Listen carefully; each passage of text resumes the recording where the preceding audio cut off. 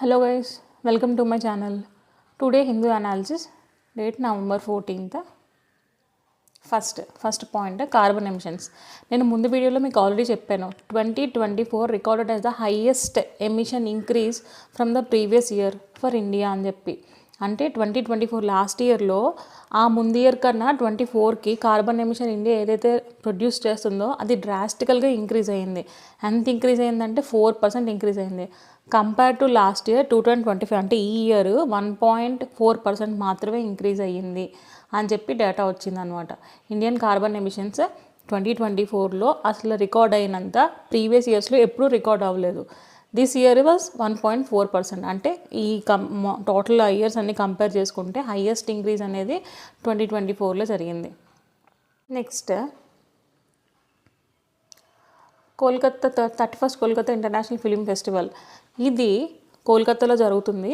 అది next year Oscar festivals, Oscar film awards ఉంటాయి కదా, దాంట్లో ప్యాలెస్టైన్ ఎంటర్ అవుతుందన్నమాట. దానికి సందర్భంగా ఎంటర్ అవుతున్నందుకు కోల్కత్తా వాడు ఏం చేశారంటే 31st మొన్న జరిగింది ఇంటర్నేషనల్ ఫిలిం ఫెస్టివల్ కోల్కత్తాలో జరిగితే అందులో 3 స్క్రీనింగ్స్ వేశారనమాట. ఈ ఫిలింకి ప్యాలెస్టైన్ 36 అనే ఈ ఫిలింకి 3 స్క్రీనింగ్స్ వేశారు వాళ్ళు. Next point wild life sanctuary. Actually what is wild life sanctuary? Wild life sanctuary అంటే అది అందులో యానిమల్స్ ఉంటాయి, హ్యూమన్ బీయింగ్స్ ఉంటాయి, ఎండేంజర్డ్ యానిమల్ స్పీసీస్ కూడా ఉంటాయి. అలా అని ఎవరైతే మనం హ్యూమన్స్ ఉంటామో అది ఎంటర్ అవ్వలేని ఏరియా అని కాదు. సపోజ్ ఒక వైల్డ్ లైఫ్ శాంక్చురీలోకి మనం టూరిజం కోసం అని చెప్పి లోపలికి వెళ్ళొచ్చు, చూడొచ్చు. మనం డిస్టర్బ్ చేయకూడదు వాటిని, ఏవైతే ఆ ఎన్విరాన్మెంట్ ఉందో మనం డిస్టర్బ్ చేయకూడదు. కానీ మనం లోపలికి వెళ్ళొచ్చు.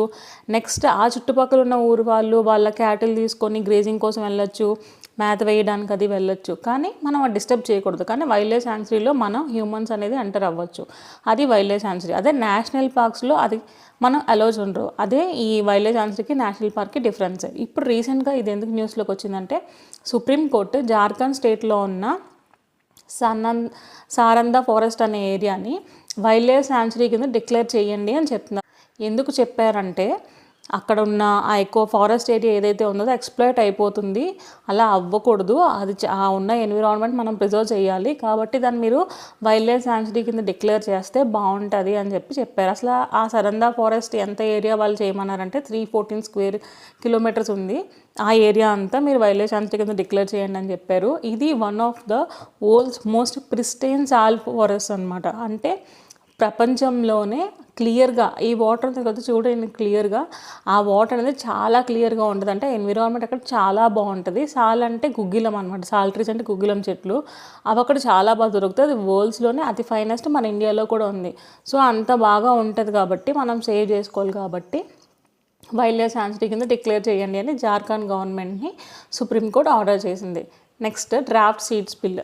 Union government draft seeds bill introduce చేసింది పార్లమెంట్లో.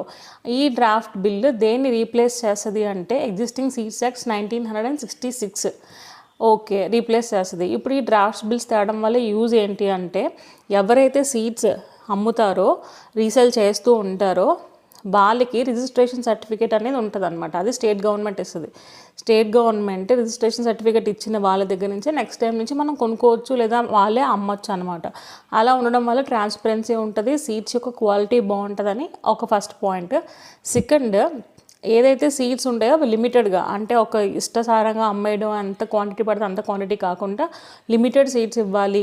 అలా అంటే కొంచెం మనకి క్వాలిటీ మెయింటైన్ అవుతుంది, జర్మినేషన్ అంతా కరెక్ట్గా ఉంటుంది అని చెప్పి బిల్లు కోసం ఆ బిల్లులో ఇంట్రడ్యూస్ చేశారు. ఈ బిల్లు యూనియన్ గవర్నమెంట్ అండ్ పార్లమెంట్లో ఇంట్రడ్యూస్ చేసింది. Next toll plaza concession. Usually మనం ఫాస్టాగ్స్ చూస్తాం కదా టోల్ ప్లాజాస్ దగ్గర, అది మన బ్యాంక్కి టైఅప్ అనమాట. యూనియన్ గవర్నమెంట్ బిడ్ చేసినప్పుడు బ్యాంక్స్ వాళ్ళకి ఇచ్చారు. వాళ్ళు RFID టెక్నాలజీ యూజ్ చేసుకొని టోల్ ప్లాజాలో చేస్తారు. కానీ అది ఆ టెక్నాలజీ అంత బాగా పనిచేయట్లేదు. మనం రీసెంట్గా మళ్ళీ దీన్ని వేరే ఇన్స్టిట్యూట్కి ఇవ్వాలి బ్యాంక్ నుంచి కాకుండా అని చెప్పి గవర్నమెంట్ డెసిషన్ తీసుకుంది. సో ఈ క్వశ్చన్ ఏమైనా అడగచ్చు, RFIDలో ఫుల్ ఫామ్లో F అంటే ఏంటి అలాగా. సో రేడియో ఫ్రీక్వెన్సీ ఐడెంటిఫికేషన్ ఇది బిట్టే. Next November 14th was celebrated as World Diabetes Day and also the Children's Day. World diabetes day ఈ ఇయర్ థీమ్ ఏంటి అంటే diabetes across life stages. Just direct question అడుగుతారు, theme of world diabetes day అంటే diabetes across life stages. Next investment. రీసెంట్గా ఆంధ్రప్రదేశ్ స్టేట్లో చంద్రబాబు నాయుడు గారు and renewable energy company, ఆ company ఇద్దరు కలిపి టైఅప్ అయ్యి ఆంధ్రాలోని ఆయన 60,000 ఆ కంపెనీ 60,000 crore రూపీస్ ఇన్వెస్ట్ చేస్తాను. మల్టిపుల్ ప్రాజెక్ట్స్ ఏవైతే స్టేట్లో జరుగుతూ ఉంటాయో గ్రీన్ ఎనర్జీ అంటే వాటి నుంచి ప్రొడ్యూస్ ఆ ఇండస్ట్రీస్ ఏవైతే పడతారో వాటి నుంచి కార్బన్ ఎమిషన్స్ రిలీజ్ అవ్వవు, అది ఎన్విరాన్మెంట్కి హాని చేయవు. అలాంటి ఇన్వెస్ట్మెంట్స్, అలాంటి ప్రపోజల్స్ తీసుకొస్తానని చెప్పి renew energy global company plus Andhra Pradesh tie up అయింది. నెక్స్ట్ జాయింట్ వెంచర్స్ అంటే ఇద్దరు కలిపి కొలాబరేట్ అయ్యి కామన్గా ఒక ప్రోడక్ట్ లాంచ్ చేస్తారు, అవే joint ventures. Mahindra and Mahindra మన Indian company plus Manulife Canadian insurance firm, ఈ రెండు కలిపి జాయింట్ వెంచర్ 50:50 రేషియోలో ఇంకా ప్రోడక్ట్ లాంచ్ చేశారు. Next last sports bits. Anupama Ramachandran clinched IBSF world snooker title held at Doha in Qatar. ఆమెకి అక్కడ స్నూకర్ టైటిల్ గెలుచుకుంది Anupama Ramachandran, direct bit. Next 24th Asian archery championship 2025 జరుగుతుంది.